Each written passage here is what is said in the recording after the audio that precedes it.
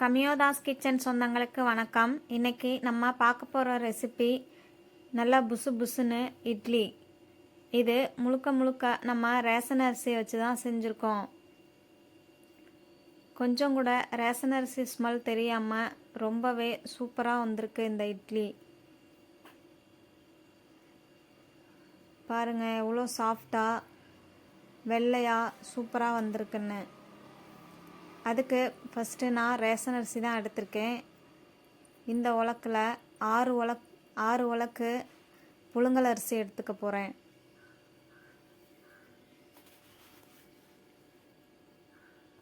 பாருங்கள், இந்த அரிசியில் மண், தூசி, கருப்பு அரிசின்னு எதுவுமே இல்லாமல் சூப்பராக இருக்குது. நம்ம ரேஷன் கடையில் வாங்கும் போதே நல்ல அரிசியாக பார்த்து வாங்கிக்கோங்க. இது சின்னப்படிக்கு அரைப்படின்னு சொல்லுவாங்க எங்கள் ஏரியாவில். நான் 6 உலக்கு அளவுக்கு புழுங்கரிசி எடுத்திருக்கேன். ஒரு உலக்கு அளவுக்கு பச்சரிசி எடுத்துக்க போகிறேன்.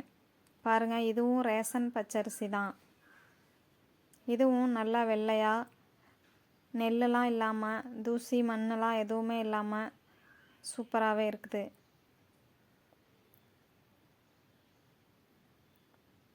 இந்த அரிசிலையும் ஒரு உலக்கு எடுத்துக்க போகிறேன்.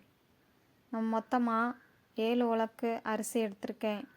புழுங்கல் அரிசியில் 6 உலக்கும் பச்சரிசியில் 1 உலக்கும் எடுத்திருக்கேன்.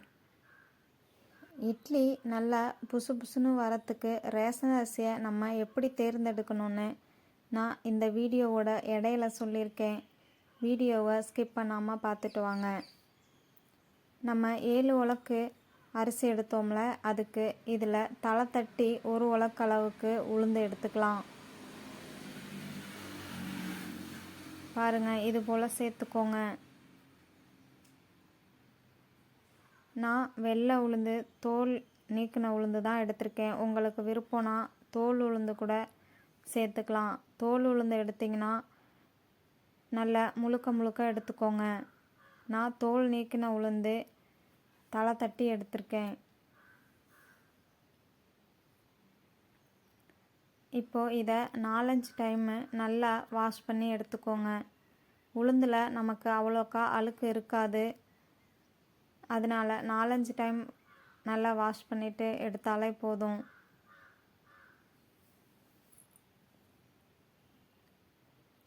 பாருங்கள், நான் இப்போது நல்லா 4-5 டைம் தண்ணி சேர்த்து அலசி எடுத்துகிட்டு வந்துட்டேன். இதில் நம்ம உளுந்து முங்குறது அளவுக்கு மட்டும் தண்ணி சேர்க்காம நல்லா இந்த பாத்திரம் வலியிறது அளவுக்கு தண்ணி சேர்த்து ஊற வச்சுக்கலாம். நான் ஏன் பாத்திரம் முங்குறது அளவுக்கு தண்ணி எடுக்கிறேன்னா, இதை நான் ஃப்ரிட்ஜில் வைக்க போகிறேன். ஃப்ரிட்ஜில் 3 மணி நேரம் வச்சு ஊற வச்சு எடுத்துக்கோங்க. நம்ம அந்த ஃப்ரிட்ஜ் வாட்டரே தான் மாவு அரைக்கிறதுக்கும் பயன்படுத்த போகிறோம். அதனால தான் நான் தண்ணி ஃபுல்லாக சேர்த்துருக்கேன். இப்போது நல்லா வாஷ் பண்ணிவிட்டு மூடி போட்டு மூடிட்டு இந்த உளுந்தை நம்ம ஃப்ரிட்ஜில் வச்சிடலாம். ஃப்ரிட்ஜில் வச்சுட்டு வந்ததுக்கப்புறமா அரிசியை கழுவி எடுத்துக்கலாம். நம்ம இது ரேஷன் அரிசிங்கிறதுனால லைட்டாக ஸ்மெல் இருக்கும். அதனால் 6 முறை நல்லா தண்ணி சேர்த்து இது போல் திருகி கழுவி எடுத்துக்கோங்க. நம்ம அழுக்கு போகிறதுக்காக மட்டும் இதை நல்லா வாஷ் பண்ணல. ரேஷன் அரிசியில் லைட்டாக ஸ்மெல் இருக்கும். அந்த ஸ்மெல்லை நீக்கிறதுக்காகவும் தான் இத்தனை முறை கழுவி எடுத்துக்கிறோம். இதுபோல் நான் 6 தடவை நல்லா தண்ணி சேர்த்து சுத்தம் பண்ணி கழுவி எடுத்துகிட்டு வந்திருக்கேன். இப்போ இது கூட ஒரு கைப்பிடி அளவு உப்பும் சேர்த்து நல்லா 2 முறை வாஷ் பண்ணி எடுத்துகிட்டு வந்துக்கலாம். உப்பு சேர்த்துட்டு தண்ணியும் நல்லா முங்குறதளவு சேர்த்து மறுபடிக்கும் நல்லா திருகி இது போல் கழுவி எடுத்துக்கோங்க.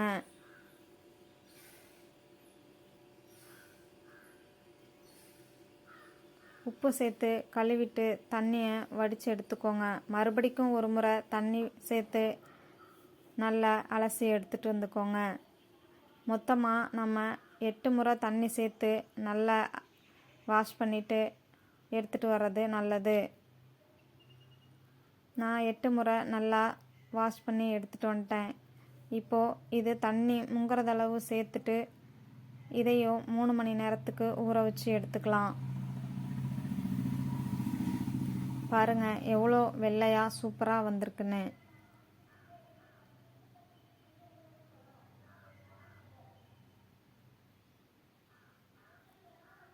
தண்ணி சேர்த்துட்டு நல்லா மூடி போட்டு மூடிட்டு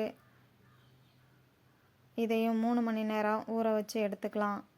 பாருங்கள் 3 மணி நேரத்துக்கு அப்புறம் நல்லா அரிசி ஊறி வந்திருக்கு. நம்ம உளுந்து ஊற வைக்கிறதுக்கு 2 மணி நேரத்துக்கு முன்னாடியே வெந்தயத்தை 2 ஸ்பூன் அளவு ஊற வச்சு எடுத்துக்கோங்க.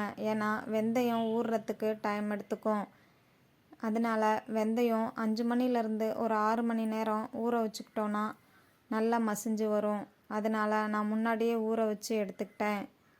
இப்போது வெந்தயத்தையும் உளுந்தையும் நம்ம அரைச்சி எடுத்துக்கலாம். நான் ஃபஸ்ட்டே ஒரு பேட்ச் உளுந்து வெந்தயம் சேர்த்து அரைச்சி எடுத்துக்கிட்டேன். 2 டேபிள் ஸ்பூன் அளவு வெந்தயம் சேர்த்து ஊற வச்சா போதும். நம்ம ஃபஸ்ட்டு வெந்தயம் மசியறதளவு அரைச்சிக்கலாம். பாதி அளவு மசிஞ்சு வந்ததுக்கப்புறமா உளுந்தை சேர்த்து அரைச்சிக்கலாம். வெந்தயம் ஒழுங்காக அரைப்பட்டு வராமல் பாதி அளவு மட்டும் அரைஞ்சி வந்திருக்க மாதிரி இருக்கும். அதுக்காக தான் நம்ம முதல்லையே பாதி அளவு வெந்தயத்தை அரைச்சி எடுத்துக்கிறோம். இப்போது வெந்தயம் பாதி அளவு மசிஞ்சு வந்ததும் உளுந்தை சேர்த்துக்கோங்க.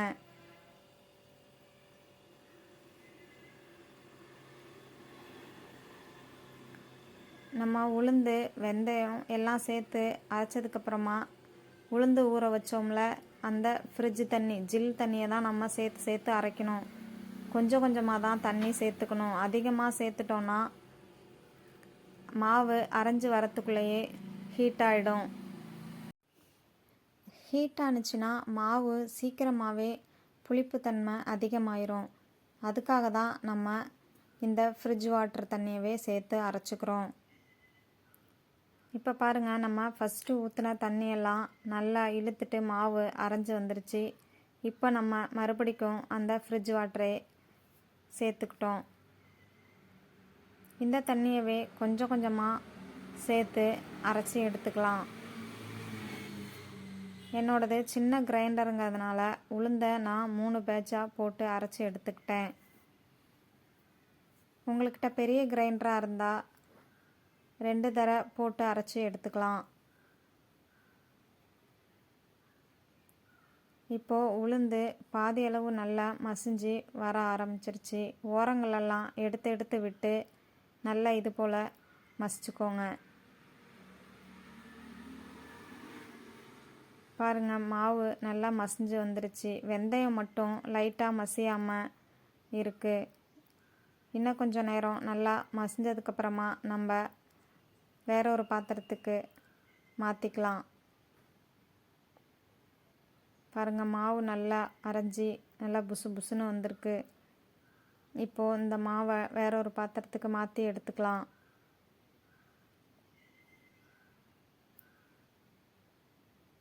இப்போது நான் 3 பேட்ச் அளவு உளுந்தையுமே அரைச்சி எடுத்துட்டேன். அடுத்ததாக நான் அரிசி சேர்க்க போகிறேன். வீடியோ ஸ்டார்டிங்கில் ரேஷன் அரிசி எப்படி தேர்ந்தெடுக்கிறதுன்னு சொல்லியிருந்தேன்ல, அதை இப்போ நம்ம பார்ப்போம். நம்ம ரேஷன் கடைக்கு போய் அரிசி வாங்க போகும்போது கொஞ்சம் போல் அரிசியை எடுத்து வாயில் போட்டு மென்று பார்த்தோன்னா அந்த அரிசி நல்லா நெரன்னு இருந்தால் அந்த அரிசி இட்லிக்கு சூப்பராகவே வரும்.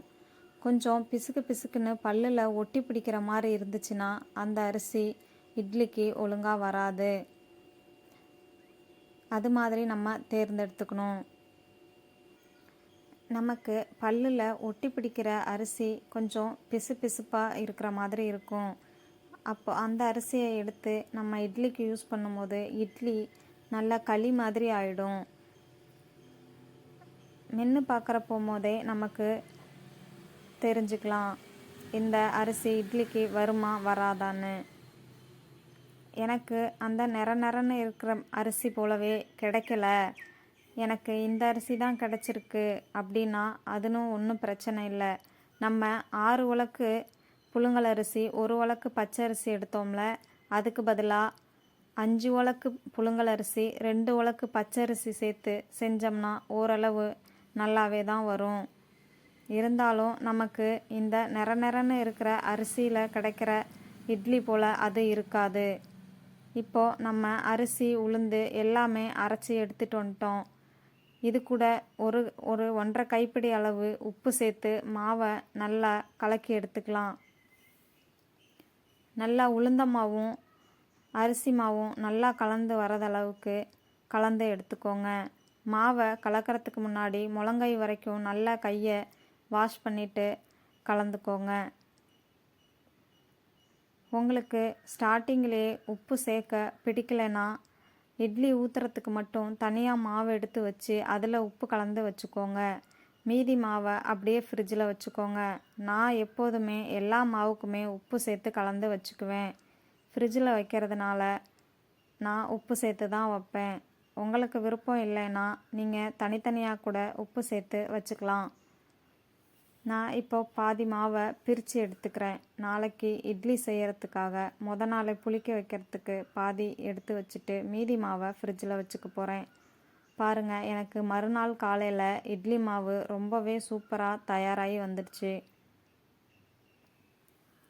நல்லா பொங்கி மாவு சூப்பராக வந்திருக்கு. இது கூட நான் இட்லி சோடா, எங்கள் ஏரியாவில் இட்லி சோடான்னு சொல்லுவோம், ஒரு சில ஏரியாவில் ஆப்ப சோடான்னு சொல்லுவாங்க, உப்பு சோடான்னு சொல்லுவாங்க. நான் இட்லி சோடாலாம் இதுக்கு சேர்க்கவே போகிறதில்ல. நான் சேர்த்துருந்த அளவு உளுந்தே எனக்கு போதுமானது அளவாக இருக்கும். நல்லா கரண்டியை அடியில் கொடுத்து நல்லா கிண்டி எடுத்துக்கோங்க. இது போல் இப்போ இட்லி வேக வைக்கிறதுக்கு தண்ணி கொதிச்சு வந்துருச்சு. இட்லி ஊற்றி எடுத்துக்கலாம். இட்லி தட்டில் இது போல் துணியை விரித்து போட்டுட்டு கொஞ்சம் கொஞ்சமாக மாவு சேர்த்துக்கோங்க.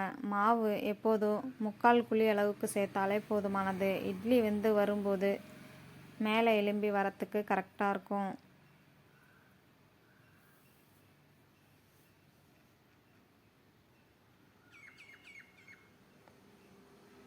மாவு நல்லா ஃப்ளஃபியாக சூப்பராக வந்திருக்கு.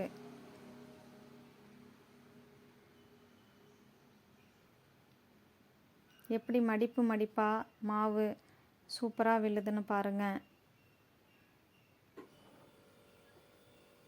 நம்ம இட்லியை சாப்பிடும்போது ரேஷன் அரிசியில் செய்த மாதிரியே இருக்காது. கொஞ்சம் கூட ரேஷன் அரிசி ஸ்மெல்லும் வரவே வராது.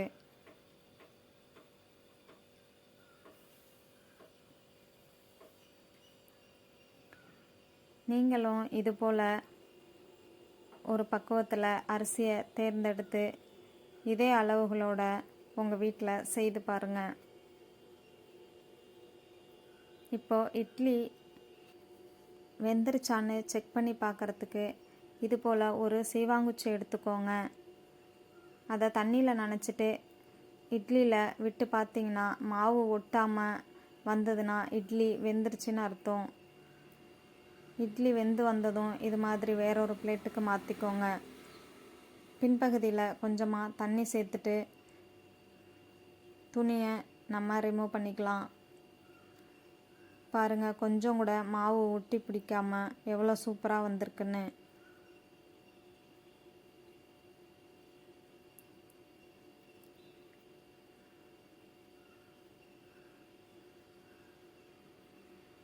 இந்த இட்லியை நான் உங்களுக்கு இப்போ பிச்சு காமிக்க போகிறேன். நல்லா வெள்ளை வெளியேறுன்னு அழகாக சூப்பராக வந்திருக்கு. நீங்களும் இது போல் அளவுகளோட உங்கள் வீட்டில் செய்து பார்த்துட்டு உங்களுக்கு எப்படி பர்ஃபெக்டாக வந்ததா இல்லையான்னு என் கூட கமெண்டில் ஷேர் பண்ண மறந்துடாதீங்க. பாருங்கள், இட்லி எவ்வளோ ஃப்ளஃபியாக சூப்பராக வந்திருக்குன்னு. தேங்க்யூ.